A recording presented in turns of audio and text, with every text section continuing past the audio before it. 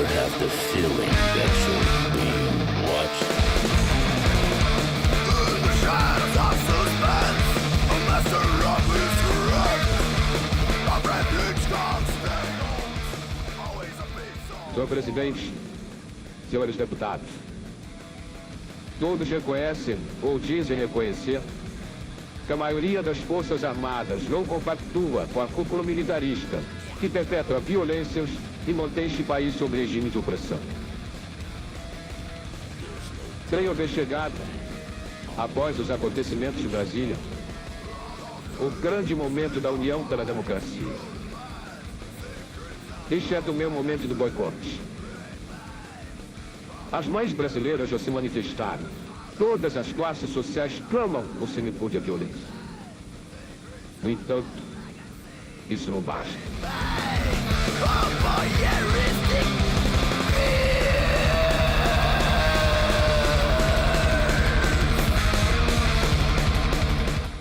É preciso que se estabeleça, sobretudo por parte das mulheres, como já começou a se estabelecer nessa casa por parte das mulheres parlamentares da Arena, o boicote ao militarismo. Vem aí o 7 de setembro. As cúpulas militaristas procuram explorar o sentimento profundo de patriotismo do povo e pedirão aos colégios que desfilem junto com os algozes dos estudantes. Seria necessário que cada pai, cada mãe, se compenetrasse que a presença dos seus filhos nesse desfile é um auxílio aos carrascos que os espancam e os metralham nas ruas.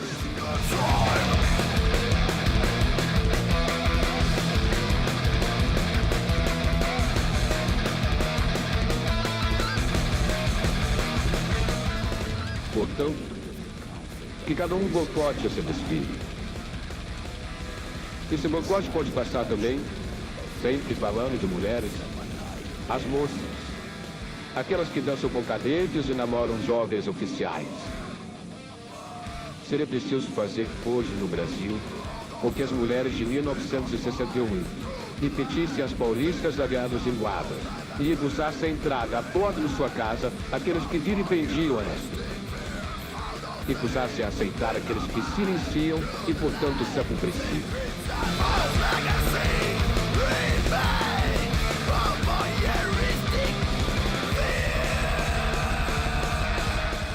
Discordar em silêncio pouco adianta. Necessário se torna agir contra os que abusam das Forças Armadas, falando e agindo em seu nome. Senhor presidente, que é possível resolver esta farsa, essa democratura, este falso entendimento pelo boicote.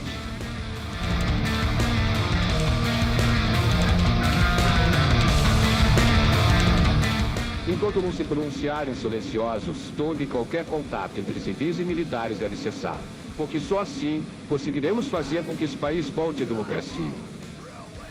Só assim conseguiremos fazer com que os silenciosos que não compactuam com os desmandos dos seus chefes sigam o magnífico exemplo dos 14 oficiais de Crateús que tiveram a coragem e a hombridade de, publicamente, se manifestarem contra um ato ilegal e arbitrário do seu superior.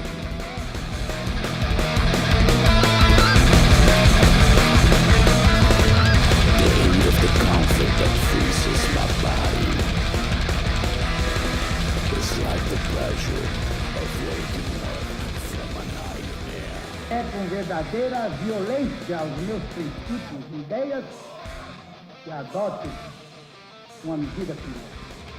Mas adoto porque estou convencido que é do interesse do país, é do interesse nacional, que ponhamos um basta à contra-violência. O presente ato institucional entra em vigor nesta data, revogadas as disposições em contrato. Brasília, 13 de dezembro de 1968.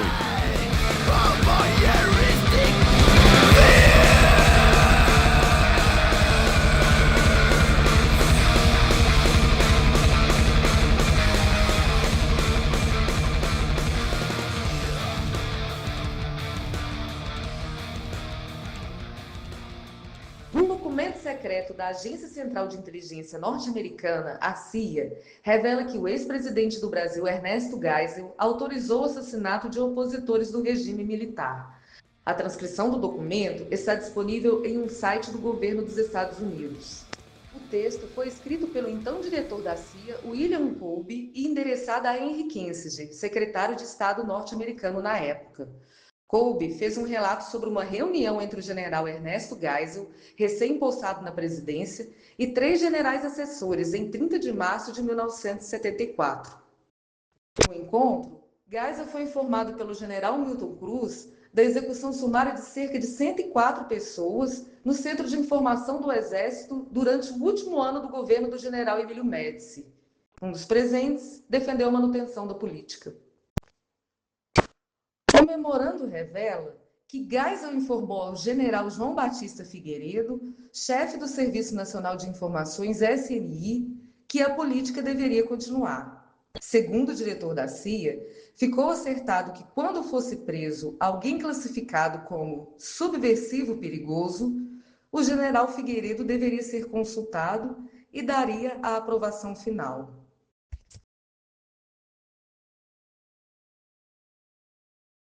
A Vossa Excelência, Senhor Presidente, que Deus o proteja.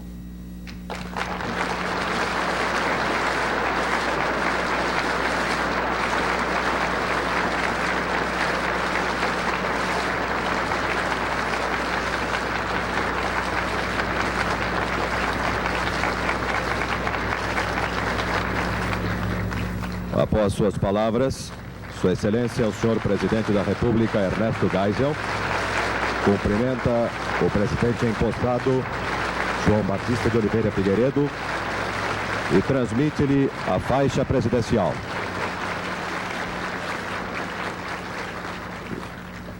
Atenção, senhoras e senhores, vamos ouvir agora as palavras do excelentíssimo senhor Presidente da República, João Batista de Oliveira Figueiredo. Excelentíssimo senhor Presidente Ernesto Geisel,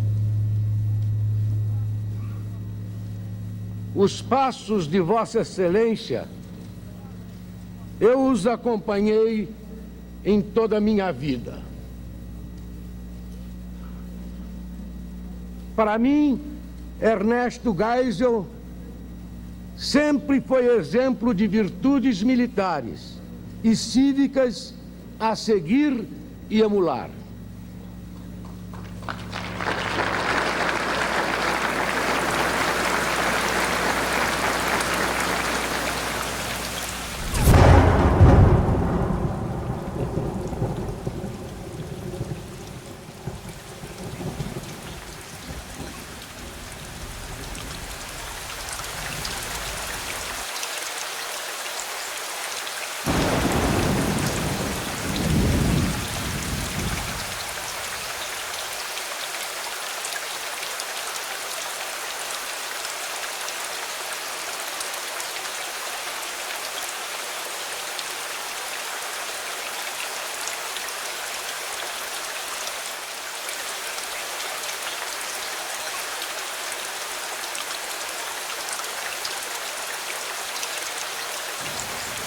A solução com as favelas é jogar uma bomba atômica.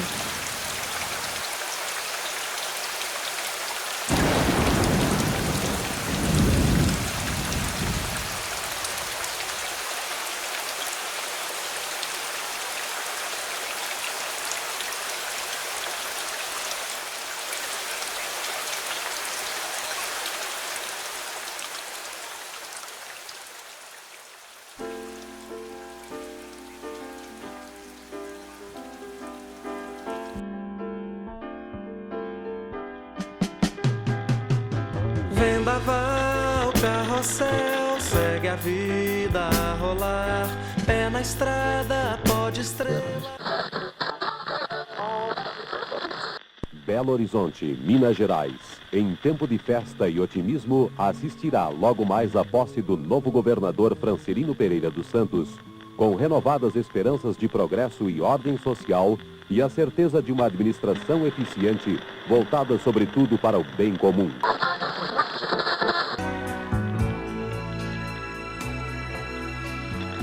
quando entrar setembro e a boa nova andar nos campos. Vai descendo o Atlético por aqui, minha gente do Brasil, desce ali, não batendo para Paulo Solo, deixou para Torinho Cerezo, carregou, lançou na frente para Paulo Solo, penetra, vai para a boca do gol, Paulo Solo bateu pro gol, bateu na trave, a bola vai entrando.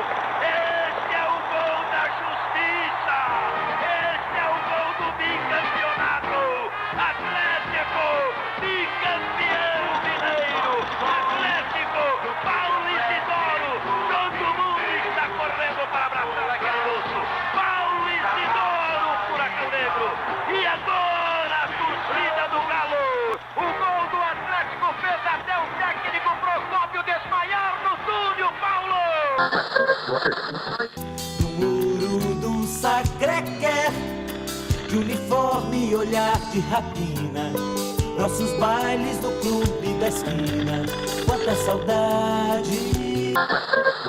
Sabe que o show de todo artista tem que continuar.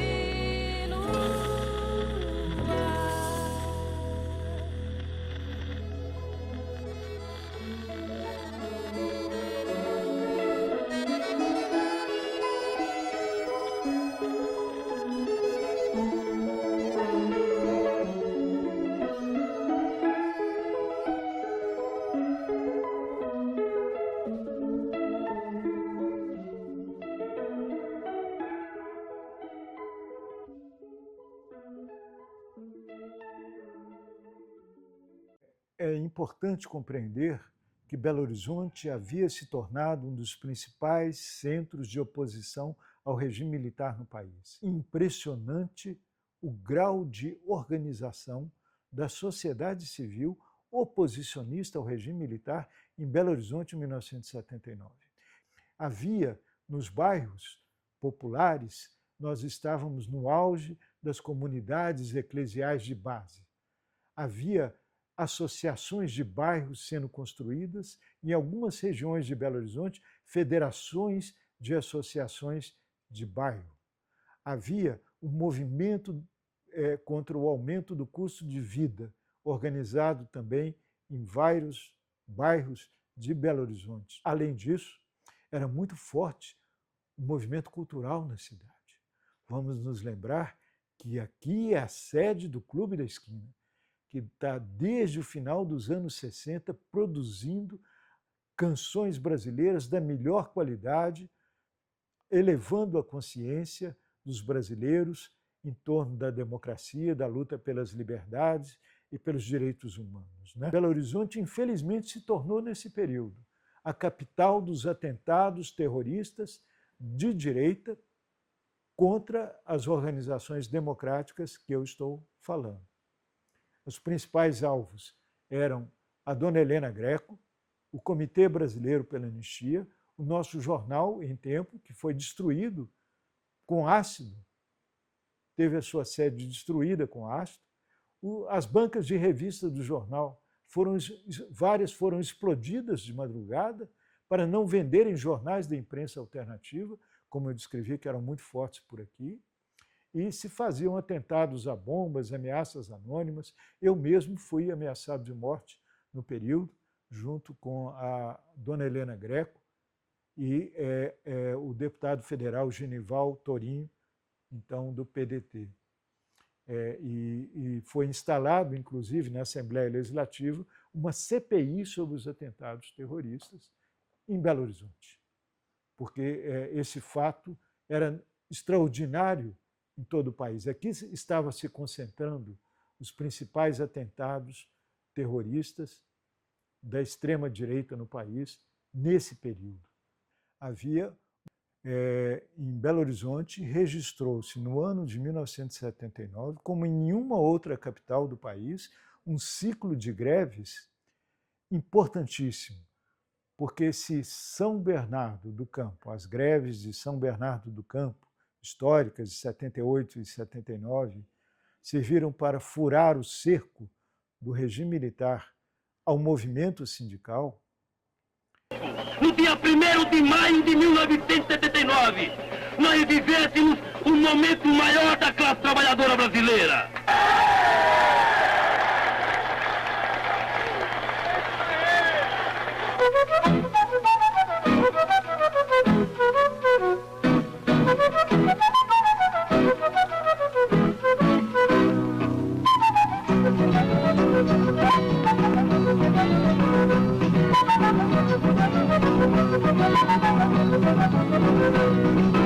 Essas greves em Belo Horizonte generalizaram o direito de greve, muitas vezes para além, inclusive, das direções sindicais.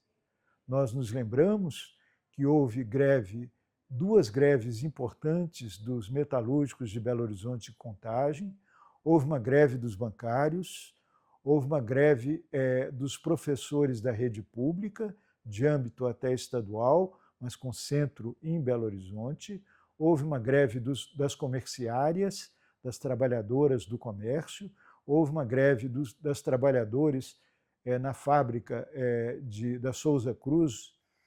Como foi importante a greve das fumageiras colocarem como primeiro ponto de reivindicação que elas não fossem assediadas na saída da fábrica, porque os capatazes da fábrica, sob o argumento de que elas roubavam cigarros, as submetiam a uma vexatória apalpação na saída da fábrica. Então, a primeira reivindicação delas era exatamente isso. Então, era como se a cidade revelasse pela primeira vez para nós os trabalhadores que constroem o dia a dia da cidade, com suas características, com suas reivindicações, com suas esperanças, com seus motivos de organização, com seus motivos de solidariedade, e tudo isso foi muito bonito, inesquecível para quem pôde acompanhar de perto esses acontecimentos.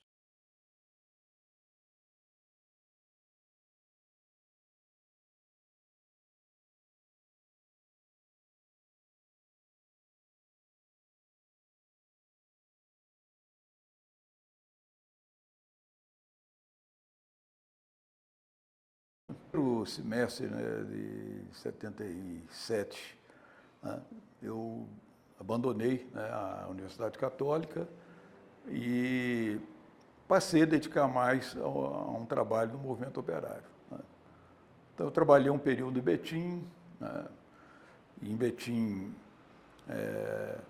nós estávamos trabalhando, preparando uma greve, eu fui demitido na véspera da greve, e depois descobri a razão, que era uma traição, uma delação, e havia participado junto com o processo do próprio Sindicato dos Metalúrgicos de Betim, e depois fiquei trabalhando em empresas na cena industrial.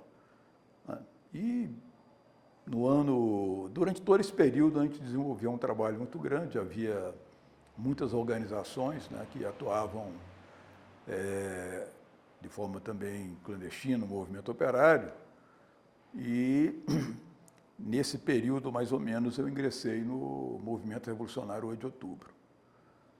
Quase um ano que tinha ingressado na Mannes, eu estava um período depois da greve da FMB, eu trabalhei em algumas serralherias, não conseguia entrar em fábrica maior, que te buscava, não só porque o salário era um pouco menos pior, vamos dizer assim, mas também que nós, como militantes, tínhamos o objetivo de organizar a classe, de mobilizar e tal. E a gente ia construindo, assim, dentro das fábricas, os grupos de companheiros e tal, e os operários são muito... a vida da fábrica é militar, não tem choro. atrasou, você vai ter desconto, se faltou, vai tomar balão, né? E a classe é educada desse jeito. Então, ela também é disciplinada para a organização dela. Então, dentro da greve, os operários não aceitam vacilação, moleza, coisa que afete a organização, são bastante duros nisso, né? E eu aprendi muito, né, com os operários, né, geração anterior, porque quando eclodiu a greve na Mannesmann, né, havia uma geração que foi da greve de 78, de 68. Né? E logo no começo, quando eu entrei lá, eu comecei a procurar os operários mais velhos, nos vários setores, na fundição, lá no alto forno, nas aciarias, laminação de barra, laminação leve, enfim, na forja, várias. A Mannesmann era, nessa época, né, uma estrutura gigantesca, tinha lá uns quase 15 mil funcionários. Né? E com esses, né, operários mais velhos, né, você chegava para conversar, fazia a luta, eles ficavam, né, na época eu estava com 23 anos, né, tinha a cara de moleque assim, e né, não dá muita confiança, né, o pessoal, pô, quem que será esse, né, que está falando essas coisas aí, será que é para valer mesmo e tal? Nós passamos a organizar, já tínhamos discutido como que seria a organização, que nós faríamos essa greve por lá de fora da fábrica, né, porque a ameaça de uma intervenção, né, do regime militar, como houve em 68, e que nós deveríamos, caso, né, eles endurecessem, nós passaríamos para dentro da fábrica, para controlar a fábrica toda por dentro. Mas nós também tínhamos decidido que os setores sensíveis da empresa, nós colocaríamos gente nossa tomando conta, 24 horas, para eles não fazerem sabotagem e acusar os trabalhadores. Então, somente os altos fornos, porque esses fornos, se você desliga ele completamente, ele esfria, entendeu? Aí são 6 meses para refazer eles. Né? Então, isso significaria o quê? Pô? Né? Uma crise grande, que demissão, então nós temos que controlar. E isso foram os próprios operários mais velhos que trabalham lá que já chegaram e falaram, numa das reuniões, falaram, nós temos que fazer isso. E tal, nós temos que tomar conta. O gasômetro nós temos que tomar conta, porque senão toda a fábrica é uma bomba, entendeu? Então, essa era uma questão. Né? E aí, já saímos dali, né, para as portas da fábrica, eram em torno de 6 portarias. Eu, durante esses 8 dias de greve, lembro que eu dormi 2 vezes. Assim, já estava caindo pelas tabelas e tal. E todo mundo teve operário que muitos moravam perto, nem alguns nem em casa não iam. Ficavam direto na porta da fábrica. E as padarias da região todas levavam pão com salame. Né? Foi uma solidariedade enorme. Porque quase todo mundo ali no Barreiro, aquela região toda, era funcionário da Mannesmann. Fizemos comunicação com o sindicato na Alemanha, né? O sindicato dirigido lá pela social-democracia, eles, com a Mannesmann era de lá, né? Eles tiveram que dar um apoio para a greve. Né? Bom, e também aí foram, durante a Assembleia, muita denúncia de quem era Mannesmann, né? De diretores que eram nazistas que tinha na Mannesmann, né? O papel que a Mannesmann tinha tido durante o nazifascismo na Alemanha. E quando colocou a estabilidade da comissão, eles, negativo, não tem. Aí nós levamos para a Assembleia. E a Assembleia não queria aceitar sem a estabilidade dos 4 companheiros da comissão. E eu fui um dos que defendi que nós teríamos que aceitar. Nós já esticamos a corda, a repressão vai aumentar muito agora e nós podemos não conseguir sair derrotados. Então, não vai ser a primeira vez que a liderança vai ser demitida. Né? Vamos lá. Bom, me mandaram embora, né? Eu tinha que fazer alguma coisa, então eu fui agitar em outro lugar também. Né? em setembro, né, nós já estávamos com a mobilização toda, né, e aí era exigia muito mais braços, porque era um número enorme de fábricas, e nós sabíamos que precisava dos piquetes, porque a patronal já ia colocar logo, pedir policiamento e tal, para intimidar, né, os trabalhadores. Nós tínhamos que quebrar isso, né, e dizer que os trabalhadores tinham que enfrentar, e não podia se intimidar com a polícia e tal. E no último caso, né, se viesse para cima, aí também pegava as pedras. E a paralisação foi enorme no primeiro dia, né, mas no final, assim, da tarde desse primeiro dia, a repressão foi brutal. Então, por exemplo, ali no Barreiro, né, a tropa de choque batia em todo mundo que estava andando. Inclusive entrava nas lanchonetes, batia nas pessoas na lanchonete, né, e se via, né, que a ordem era expressa assim, para esmagar de qualquer forma a greve. Mas, né, e é claro que a Mandes não estava vendo, mais uma greve agora, né, e é claro que implicaria problema nos contratos deles, né? Atrasar a produção, com a greve você desorganiza a produção completamente, né? E os contratos são tudo com prazo de entrega, essas coisas todas.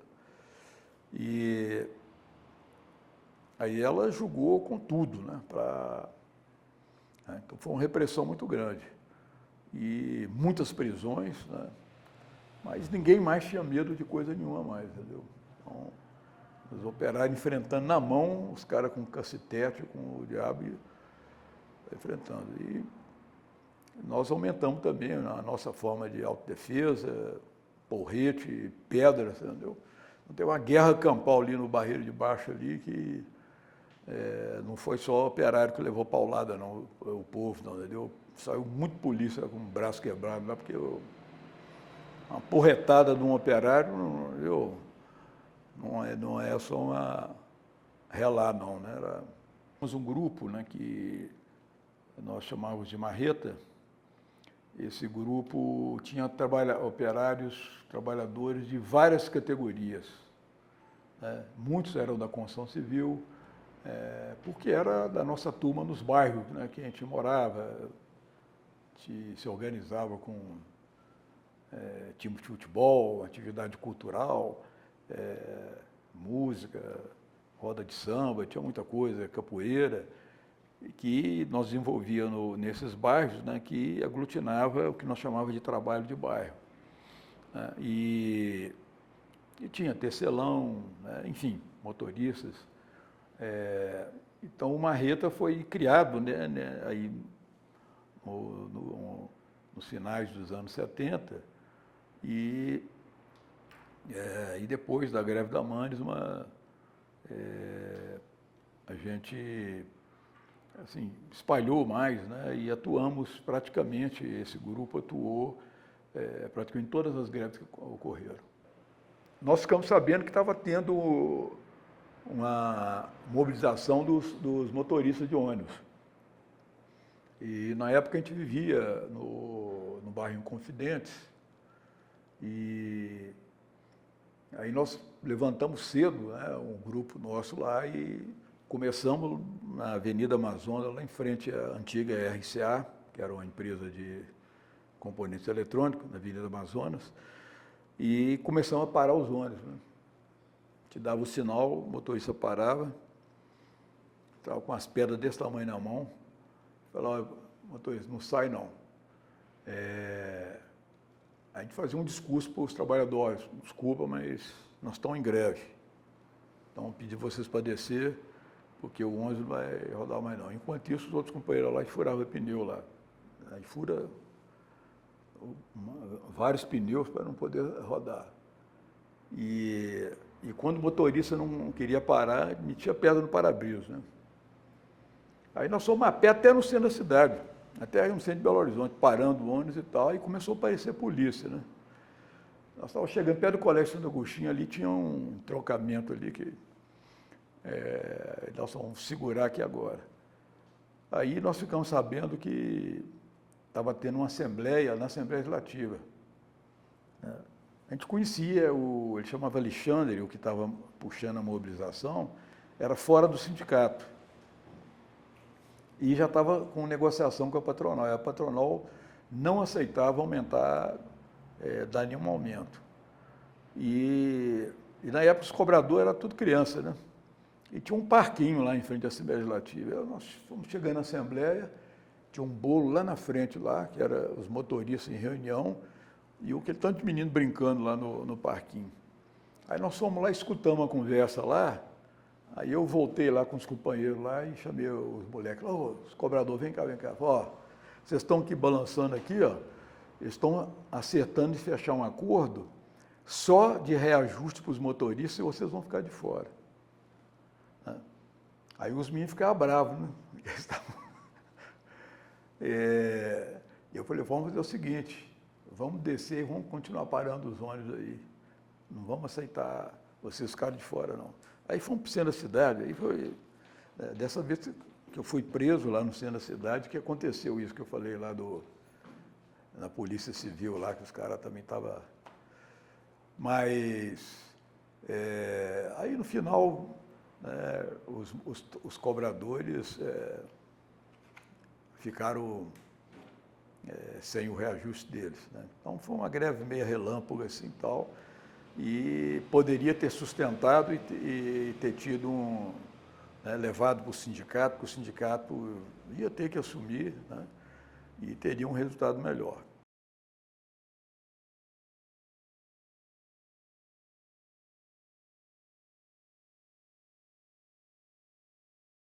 Veja, como nós mencionamos as greves que se seguiram, né, a greve dos professores que mobilizou muito, né, que teve confronto que o governador Biônico, né, tinha acabado de ser indicado, mandou o Corpo Bombeiro, né, dar rajada de água nas professoras lá na Praça da Liberdade, porque elas foram no palácio lá para fazer a manifestação, e isso teve, né, e era uma greve no estado inteiro, então remexeu muito, né, interiorizou, né, o movimento grevista. O governo do estado da época, o governo Francelino, tenta, com a associação que também tinha algum grau de enraizamento, né, puxar para si a interlocução do movimento. Como? Marca uma assembleia, né, no prédio da antiga Secretaria de Estado de Saúde, hoje Minas Centro, ao lado do nosso glorioso Mercado Central, né? E o governo dá estrutura para que a associação faça a mobilização. Então, ônibus que venham, interior que venha, naquela velha ilusão de que se vem do interior, despolitizado, mais frágil, a gente manipula, vai resolver por aí. Só que não resolveu, porque, de novo, as variáveis da conjuntura já eram outras. As pessoas queriam botar para fora, as pessoas queriam externalizar os seus problemas, perfeito? Muitas vezes não era consciência de nada, muitas vezes não ia nem além do econômico, era simplesmente o despertar. Na Assembleia que houve, então, na Secretaria de Saúde, a professora Maria Thelma assume, com as direções dela, etc, chama algumas pessoas, a Assembleia ela não conseguiu tocar a Assembleia, né? O plenário da Assembleia, CGG, que era a sigla, nós adoramos siglas, né? Comando Geral de Greve à Mesa, assim foi feito e pronto, se instalou daí.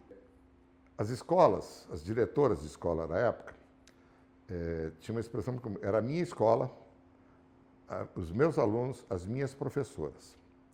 Várias professoras, pela primeira vez, foram para a rua.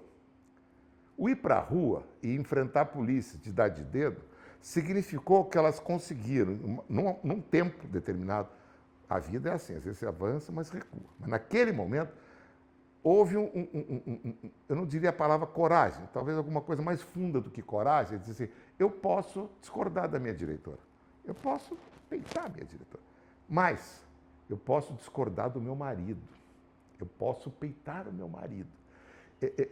Eu já dei algumas entrevistas para pesquisa de mestrado, doutorado, etc., daquele período de 79.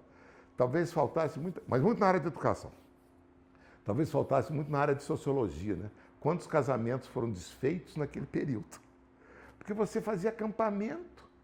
Tinha plantão na Igreja da Boa Viagem, na igreja que tem na Avenida Afonso Pena, que era uma escola, né? As pessoas passavam a noite em vigília para que o governo abrisse negociações.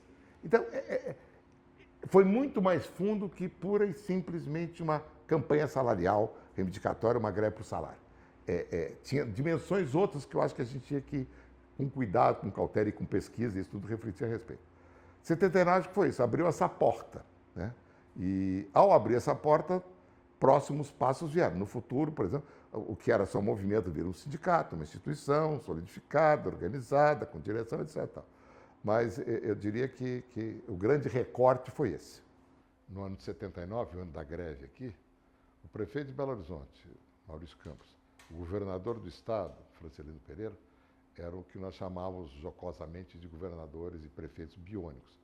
O povo brasileiro não elegia governo do estado, o povo brasileiro não elegia prefeitos de capitais, o povo brasileiro não elegia sequer prefeito de instâncias hidrominerais. Por que a ditadura foi buscar isso, eu também não sei. Ou seja, Araxá era prefeito indicado, Poços de Caldas, só para pegar aí 2 anos, prefeitos indicados. Então, nós tínhamos aquele período de movimentação, e é importante a gente lembrar disso, ele carregava, para além da reivindicação econômica mais justa, meritória e necessária, uma demanda de respirar a democracia, de você chegar numa situação onde a sua opinião fosse considerada, desde que você tivesse liberdade de opinião, né? A sua opinião na política fosse considerada, se você pudesse organizar partido e votar no partido que tivesse. E você poder eleger os seus representantes, né? O governador de Minas, insisto, que reprimiu a greve, inclusive, Francelino Pereira, foi indicado pela ditadura militar. O general de plantão indicava governadores. Aqui aconteceu, foi uma sucessão de fatores, mas eu me referi antes à Assembleia na antiga Secretaria de Saúde, onde o comando assume a direção, etc. Ali é um dado meio, um tanto quanto pitoresco. Como vieram várias delegações do interior, e absolutamente sem coordenação, e quem teria que coordenar perdeu a condição política de fazê-lo, que era a associação, a PPMG, né?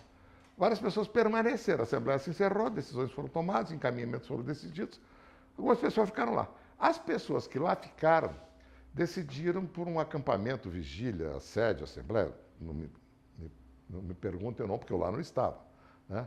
No dia seguinte, na Praça da Liberdade, em frente ao Palácio do Governo e à Secretaria de Educação. Pois bem, várias foram, né? O acaso da vida, mero acaso, os acasos constam muito, né? Fez com que eu passasse por ali pela manhã. Eu tinha um compromisso no antigo Diretório dos Estudantes da PUC, na Avenida Getúlio Vargas, né? Uma das regionais de greve nossas funcionavam lá, eu tinha uma reunião lá. Quando eu vejo, tem uma porção de gente na Praça da Liberdade. As pessoas, o problema de não ter organização sempre é dramático, né? Elas queriam simplesmente se reunir ali e pedir alguma coisa. Como o governo de ditadura não é preparado para essas coisas, né? O secretário de Educação da época, Paulino Cícero, acho que deve ter se assustado, eu não sei se a ordem foi dele, mas é que, obviamente, como secretário de Educação, ele tinha a responsabilidade disso, ou foi-se da polícia autoritária, enfim, resolveram que uma meia dúzia de professores, que não era meia dúzia, tinha umas coisas, não passava de centena, tinham que dispersar. Daí eles vieram com os tais jatos d'água. Um pânico, pessoas que sequer conheciam Belo Horizonte, elas não sabiam para onde correr, perfeito, né? E a polícia atuando, bomba de gás lacrimogêneo, etc, etc. Então, se na véspera, com a questão do comando se legitimar perante a categorias e a manobra do governo não ter dado certo, mas ajudou na medida que ele trouxe lideranças de interior para facilitar a greve, o jato d'água ele teve uma extrapolação social muito forte. Daí, assim, pessoas que estavam da sociedade olhando externamente, disseram assim, não, mas isso não pode acontecer. Você não pode jogar bomba e jato d'água em professoras, mulheres, perfeito? Manifestos, entrevistas, indignações. Então, as duas ações do governo, a mobilização de trazer do interior e a completa truculência e irresponsabilidade de alguma coisa que se resolveria na conversa com a maior facilidade, né? Não, vocês podem ficar aqui, dali não passa, não atrapalha o trânsito, pode falar, resolver-se-ia com muita tranquilidade. Não, foram para agressão. Eu diria que isso contribui muito também para o fortalecimento daquela greve em 79. Ok, beleza. Cortou? Cortou. Então, a decorrência de uma greve que no primeiro ano, de 79, foi muito exitosa, ela foi exitosa do seu ponto de vista até econômico, porque teve ganhos materiais, algumas questões que eram fluidas foram incorporadas, né? Do ponto de vista político, sem dúvida alguma, um tremendo de um sucesso, mas ela precisava dar um passo seguinte, que é a sua consolidação organizativa. Né? À época, lembremos, né, aconteciam várias coisas, mas acontecia também um movimento de criação da Central Única dos Trabalhadores, com alguns princípios, né? Liberdade e autonomia sindical, importância da organização pela base, são questões que iluminaram muito fortemente a criação da UT. Né? Tanto é assim que a UT não nasceu com o nome de sindicato, ela nasceu com o nome de União dos Trabalhadores da Educação, ou do Ensino, na época foi isso. Ela tentou, porque a organização da greve assim o permitiu, facilitou, fazer com que as suas instâncias fossem construídas de baixo para cima. O que não era, quer dizer, aquilo que era um desejo, o fato de não existir um sindicato pré-organizado, pré-estabelecido, com regras a serem desfeitas, a liberdade ali foi o grande fator facilitador, eu diria. Né? Então, aquilo que eram os comandos regionais foram os embriões das subsedes, certo? O fato de você, periodicamente, durante a greve, reunir, para além daquele comando pequenininho, um comando ampliado, ele pavimentou a criação de uma questão, um organismo intermediário para além da diretoria, que é o Conselho Geral. Um detalhe importantíssimo na UT, acho que poucas organizações do Brasil têm isso. A eleição da diretoria da UT, até onde eu acompanhei, hoje eu não posso opinar, mas durante muitos anos, ele era por chapas, certo? Ganhou, perdeu. Na UT nunca prevaleceu uma lógica, por exemplo, do Partido dos Trabalhadores, que você compõe em direção proporcional. E tem uma razão muito forte para isso. Né? Num partido, teoricamente, nós somos todos do mesmo partido. A nossa diferença é de nuances. Se nós temos diferença, nós estamos na mesma direção. Nos sindicatos isso é diferente. As visões são completamente diferentes. E é legítimo que assim o seja. Perfeito? Então não há porque você ter uma direção compartilhada no debate, que deveria acontecer na categoria, acontece só na direção. Porém, quando nós vamos para o conselho, a eleição já é diferente. A eleição do conselho da UT não era, insisto, eu não sei como é hoje, mas durante muitos anos é um modelo que eu ajudei a criar e tenho o maior orgulho disso. As pessoas não precisam ter chapa nenhuma. Elas se organizam lá embaixo e se elegem. Claro, tem critério, né? Tudo tem critério, óbvio. Né? Mas assim, não tem o recorte de dizer uma corrente vai dominar a direção, ela vai dominar o conselho. Não necessariamente. Pode ter mais. E no conselho, sim, todas as opiniões estão refletidas. Isso é muito forte. O conselho foi um mecanismo que garantiu legitimidade no processo de tomada de decisões. Tomada de decisões que muitas vezes perdia. A diretoria defendia, num determinado processo, greves, abro um parênteses, começar a greve é fácil, terminá-las é um inferno, fecha o parênteses. Né? O conselho aprovava, nós íamos para a Assembleia, éramos derrotados. Pronto. Viver democracia é a coisa mais importante do que falar sobre democracia. A UT, nos seus primeiros anos, ela vivia isso com muita intensidade. Debates profundos, tensos, etc., derrotas. Eu estou saindo de 79, me perdoe, mas assim, nós tínhamos feito uma greve que nós tínhamos conquistado muita coisa. Fomos para fazer, só que cometemos um erro básico. Você não comemora antes da decisão. Você decide e depois comemora. Nós marcamos um ato na Praça da Estação. Deputado fazendo discurso, todo mundo fazendo discurso para comemorar a vitória, e marcamos a Assembleia no ginásio do Minas Tênis Clube para acabar a greve. Falei, é claro que não vai acabar a greve depois que você fez a festa, acabou, estourou o champanhe, vai acabar, mas não vai acabar mesmo. Óbvio, mais uma semana, 10 dias, 15 dias, sem conquistar absolutamente desgaste. Mas é a democracia funcionando. Olha que beleza, certo? Então, eu acho que essa foi uma dimensão forte de uma estrutura e de uma instituição. Se você não renova, não reflete, etc., como tudo, fica velho, esclerose, perde. Mas eu diria, essa riqueza, que foi o começo da UT aqui, depois Sindut, acho que ela é algo que merece ser bem compreendida, até para que aqueles elementos positivos que lá estiveram venham a iluminar caminhos futuros. Nos organizar por bairros, era principalmente no bairro industrial, no bairro Lindéia, né? no Barreiro de Cima. Eram bairros no Jatobá, que era onde moravam os companheiros, e nós vínhamos fazendo reunião com companheiros da construção civil. Né? E aí nós decidimos que eu deveria vir aqui no sindicato. Né? Era um pouco diferente, né? Aqui que era a sala, né, a sala do Pizarro. E entrei aqui e tal. Aí ele me recebeu e tal. Eu falei, olha, eu participei da greve da mãe, fui demitido e tal, mas nós conseguimos aumentar. Eu fiquei sabendo e tal. Aí ele falou para mim assim, eu estou vendo o seguinte, né, que essas greves estão dando certo, está saindo os aumentos e tal.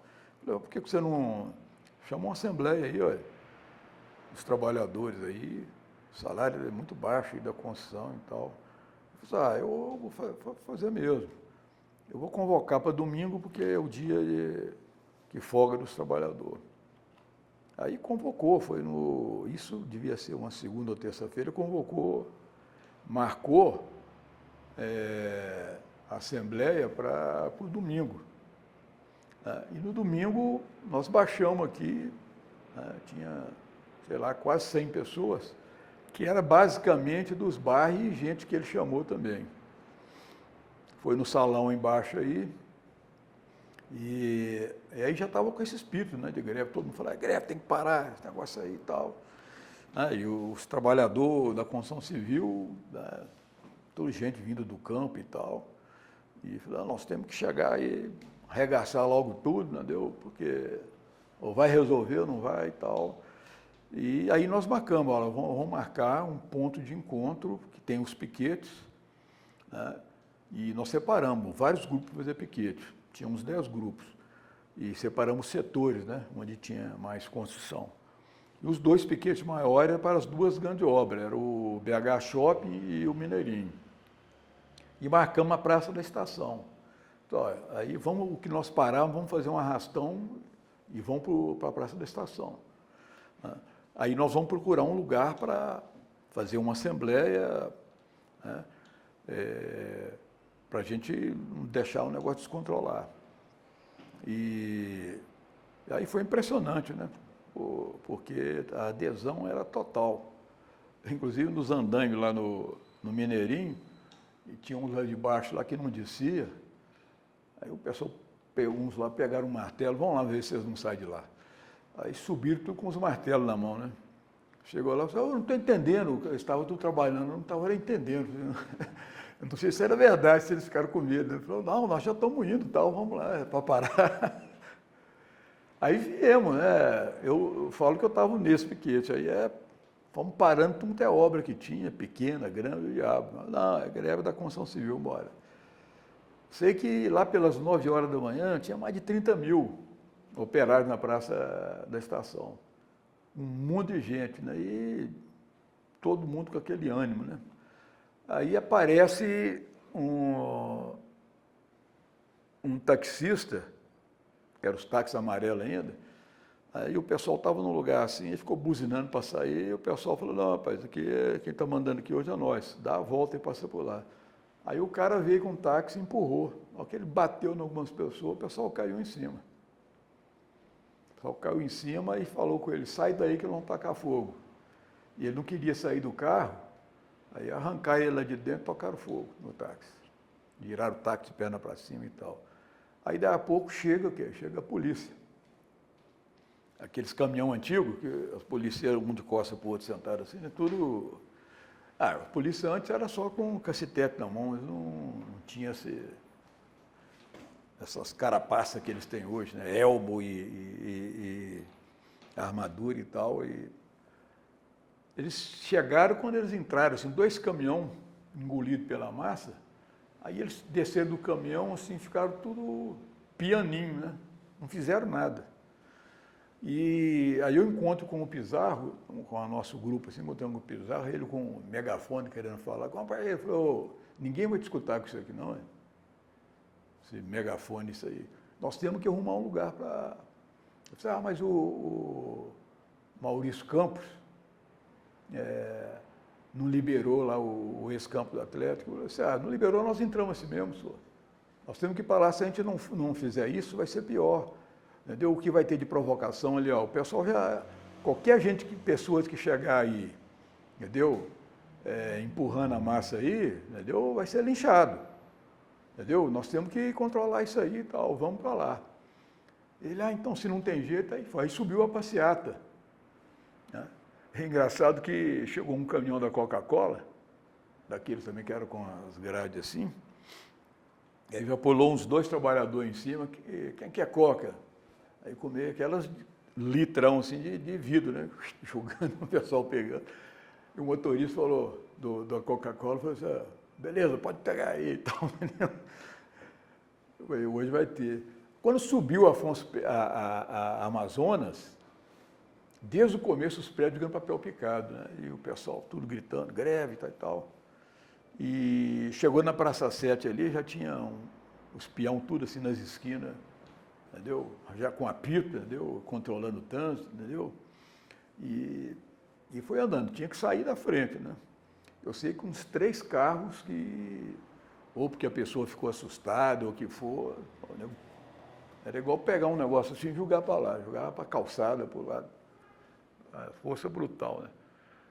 E passou ali na Raul Soares ali, eu acho que ficou uma lista assim no chão.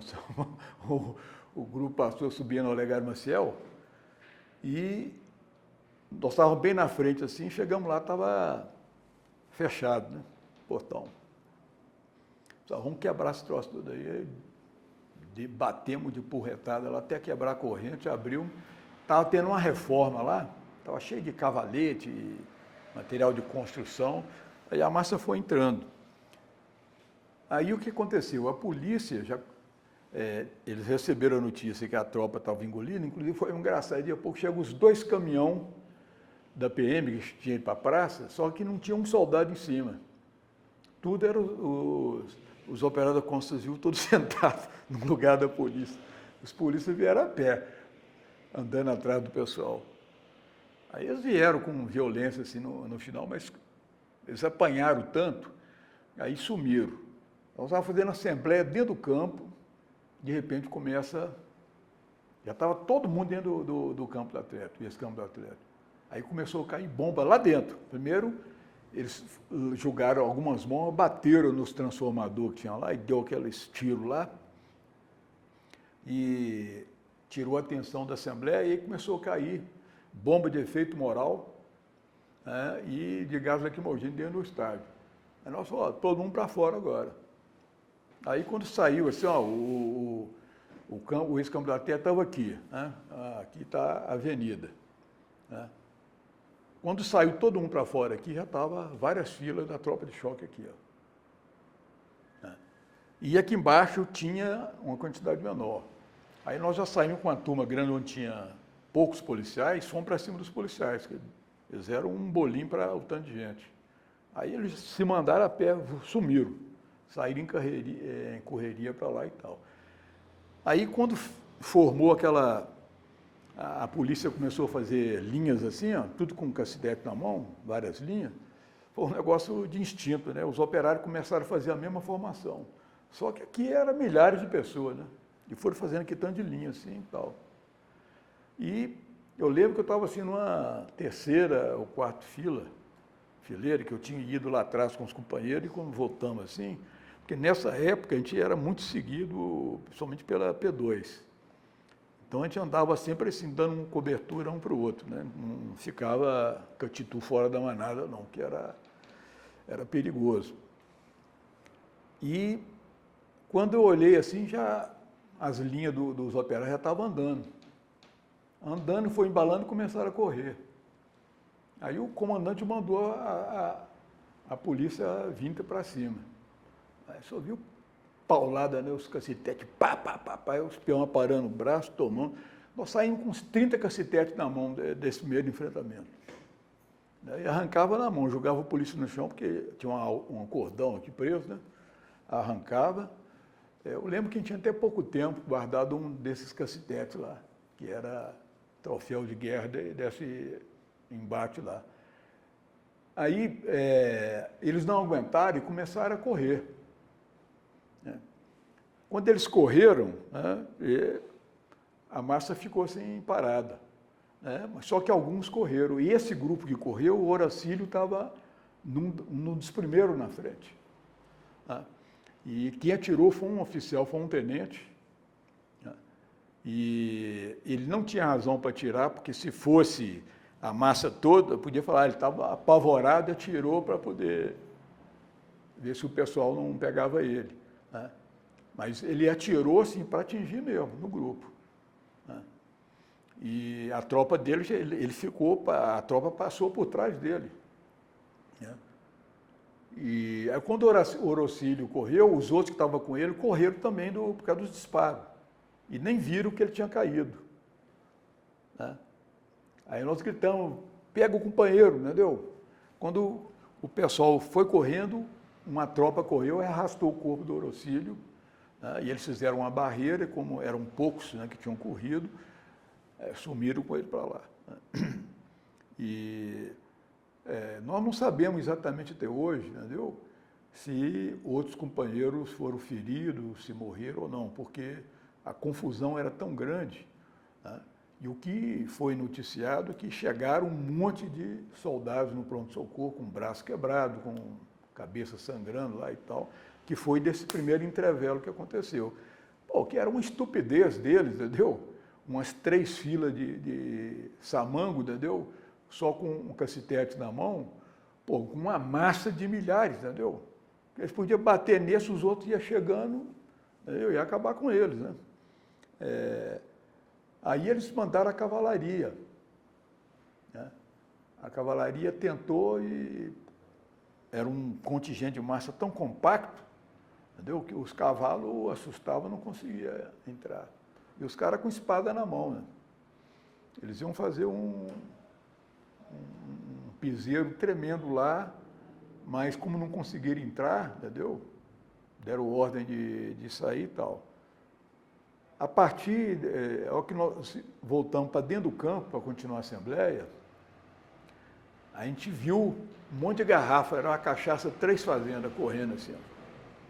A gente não tentou correr para ver se descobria quem que estava passando, mas os caras chegaram, vários caras, porque alguns relataram, chegaram com os engradados, bota, pode pegar. Aí a peãozada começou a passar. Arrancava a tampinha no beiço lá e glu. Aí saiu vários grupos para a cidade. Aí nós sabemos que a turma do Alfonso Paulino atuou aí. Né? Porque, de repente, os caras que ficavam nos seguindo sumiram todos. Né? Porque a gente saía assim, na periferia onde estava a massa, nós conhecíamos vários desses caras. Né? E aí, olha só, eles estão no meio. É da cachaça e tal, depois foi saindo assim, grupos de 200, 300% da cidade, aí houve quebradeira. Os operários iam fazer isso, sair quebrando loja, fazendo isso, não iam, pô. Foram insuflados, entendeu, por esses caras aí, que eles queriam demonstrar o descontentamento com a nomeação do Francelino Pereira. Agora, quem promoveu essa quebradeira foi a extrema-direita. Né? Usou a massa ali, que estava, vamos dizer, doidona, entendeu? Muito empolgada, e encheram ela de cachaça. Entendeu? E era o que a gente temia, né? Inclusive de entrar para dentro do campo da terra, porque era por causa disso. E os caras, né, conseguiram entrar lá e fazer isso. Mas, sem sombra de dúvida, houve uma repercussão nacional muito grande.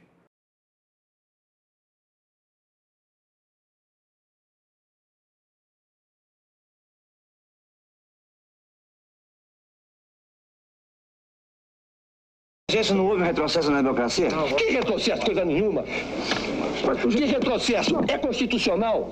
O que é democracia? Democracia é a aplicação da lei. É a aplicação da lei, a lei foi aplicada. Então não houve retrocesso. Que modifique a lei, então?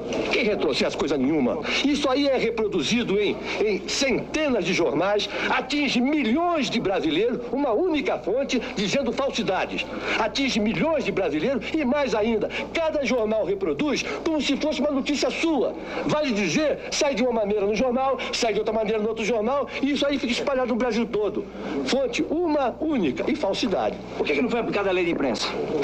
Boa pergunta para fazer para o presidente da República. O senhor está pedindo que esqueça a emergência. Não, eu estou pedindo não, esqueça a minha. Emergência não estou ligando para isso. Esqueça se quiser. O Distrito Federal jamais vai esquecer o estado de emergência. É o que você diz. Talvez não esqueça porque viveu tão bem os 60 dias que não vai esquecer mais. O que você sofreu? Você? Não, eu não sofri. Não sofreu nada que sofreu nada que está falando para mim desse jeito ainda é medida de emergência. Ah, bola. Deixa eu falar. Pode falar, general. Pode falar. Então cala a boca. Brasília, pacata e ordeira. Brasília, desliga essa droga, então. Como repórter da Rádio Federal, que me sinto honrado de levar o empurrão pro general. Deixa eu falar aqui. Olha aqui, garoto. Olha aqui. Vai nisso.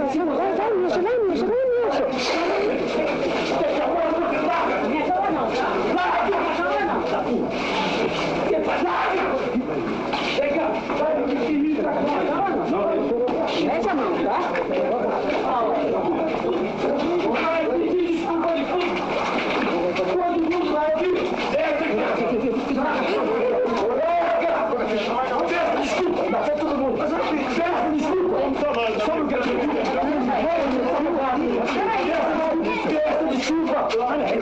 Desculpa.